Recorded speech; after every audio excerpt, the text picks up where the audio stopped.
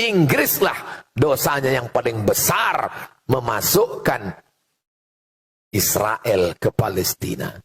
Kalau mau tahu cerita siapa negara yang paling besar dosanya, Inggris, karena dia menjajah Palestina dan dikasihnya tiket masuk Israel berdatangan beramai-ramai. Kenapa mereka datang ramai-ramai ke Palestina? Kata Syekh Fargallah, mereka menunggu Melek Mesyah. Melek bahasa Arabnya Malik, Mesyah juru selamat. Mereka menunggu raja juru selamat terakhir.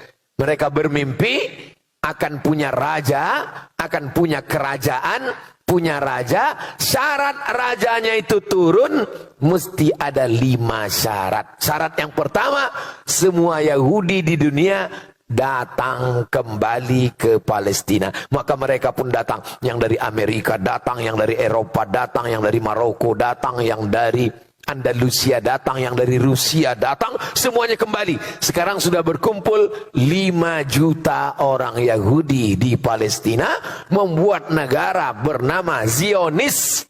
Zionis dari satu bukit, nama bukitnya Bukit Sion, atau disebut juga dengan Zion. Maka mereka sebut negara itu adalah negara Israel, didirikan oleh kelompok Zionis Israel. Kenapa mereka buat negara itu? Karena syarat menurut mereka akan turun raja yang mereka nantikan itu kalau ada 5 terwujud. Pertama, orang Yahudi mesti ramai-ramai pulang. Sudah pulang atau belum?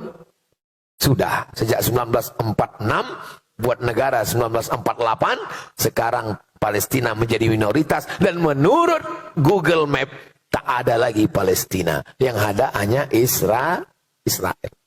2, sakit hati mereka yang paling besar adalah kepada Babel.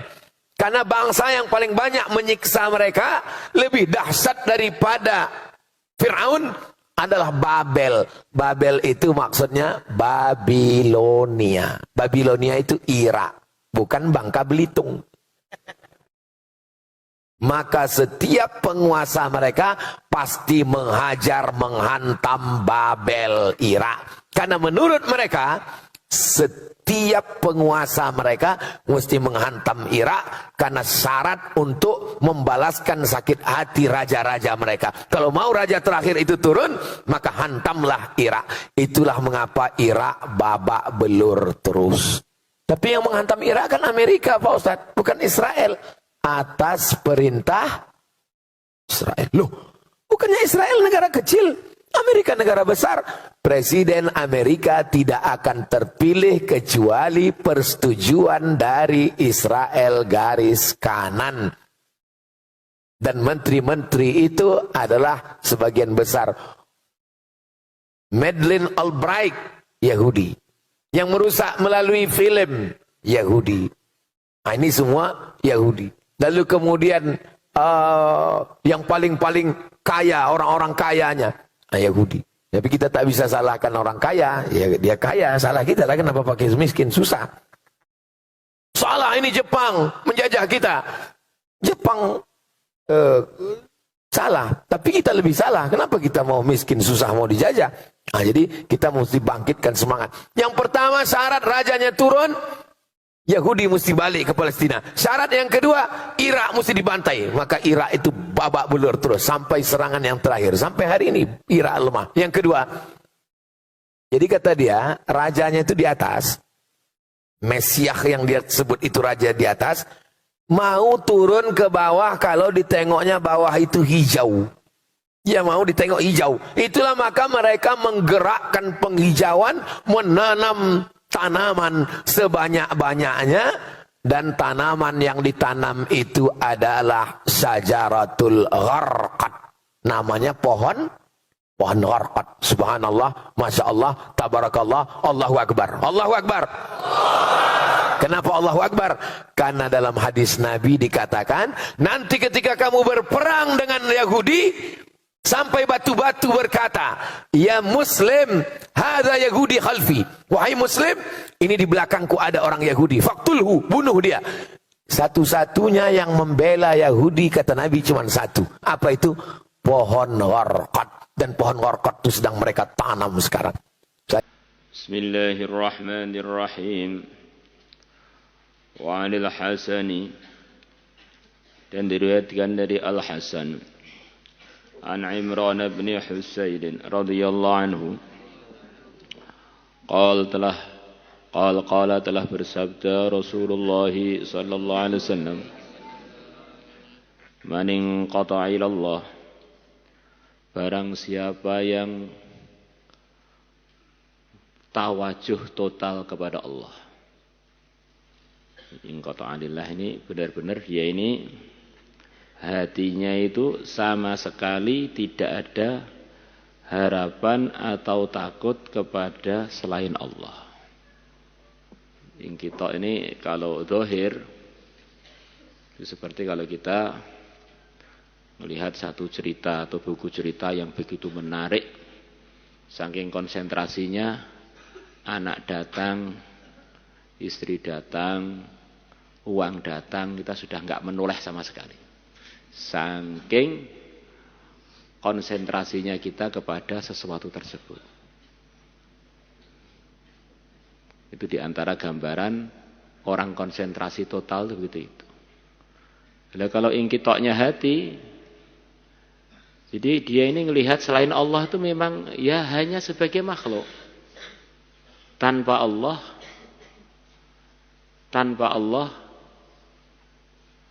tidak ada. Maka orang yang ingkita ilallah itu ya, ingkita ilallah itu ya memang pertimbangannya semuanya ya Allah. Allah, apa-apa Allah, apa-apa Allah. Seperti ceritanya seorang ulama yang begitu wibawa, dia dicemburui oleh penguasa di negeri Mesir sana. Karena ternyata kekuasaannya Raja Mesir waktu itu kalah jauh dengan Syekh ini. Akhirnya Syekh itu ditangkap tanpa salah, dimasukkan penjara. Kemudian disiapkan singa yang dilaparkan sampai selapar-laparnya. Kemudian dimasukkan di ruangan Syekh tadi. Supaya memakan Syekh tersebut. Maka begitu singa tadi melihat Syekh itu, bukan Syekhnya yang takut, singanya malah takut. Akhirnya singa tadi nunduk-nunduk, mencium telapak kakinya Syekh itu dan menjilatinya. Akhirnya rajanya ketakutan, wah ini orang ini gawat, dilepaskan aja ketimbang saya kualat. Maka murid-muridnya Syekh tadi tanya kepada Syekh, gimana rasanya hati Tuan atau pikiran Tuan ketika singa tadi menjilat-jilat kaki Tuan? Saya enggak kepikiran singanya, saya kepikiran itu air liurnya singa itu najis apa tidak ya. Ini kalau najis nanti sholat saya bagaimana? Belas nggak mikirkan singa itu bahaya nggak bahaya, belas nggak masuk dalam pertimbangan hati beliau maupun otak beliau maupun analisa beliau. Singa dianggap sereneng saja. Tapi itu air liurnya itu hukumnya gimana ya?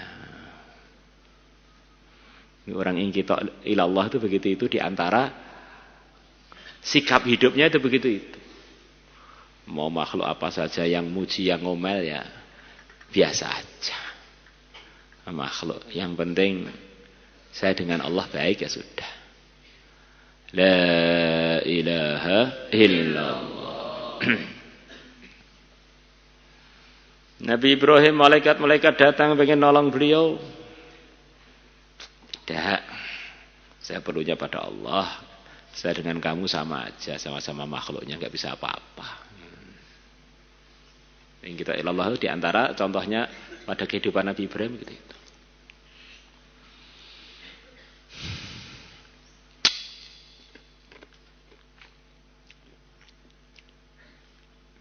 Yang kita ilallah itu contohnya ketika Allah menawari kepada Nabi kita, pengen jadi Nabi yang raja apa Nabi yang hamba.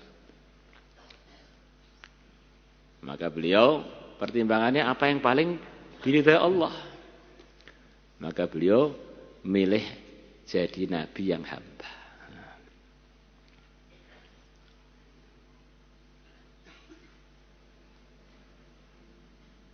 Mana yang paling ridhokan Allah, paling ngerawat agama, itulah yang dipikirkan oleh orang ingkitok ilallah.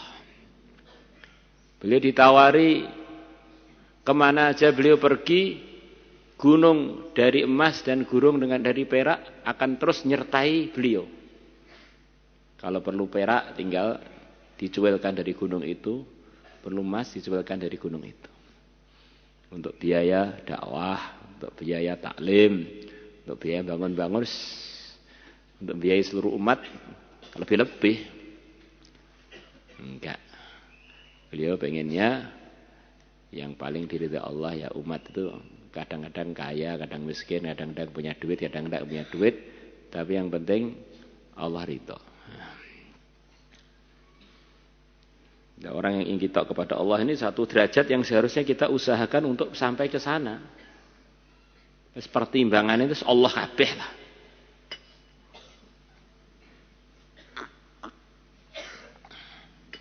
Bukan berarti ini tinggalkan asbab. Pimpinan-pimpinan ingkito ilallah itu ya para anbiya itu. Kenapa berasbab? Karena itu bagian dari perintah Allah, bagian di situ ada ridhonya Allah. Man inqata ilallah azza wa jalla, barang siapa ingkito ilallah, dia konsentrasi total, tawajuh total kepada Allah azza wa jalla. Kafahullah, maka Allah akan cukupi dia kulla ma'unatin, setiap ma'unah.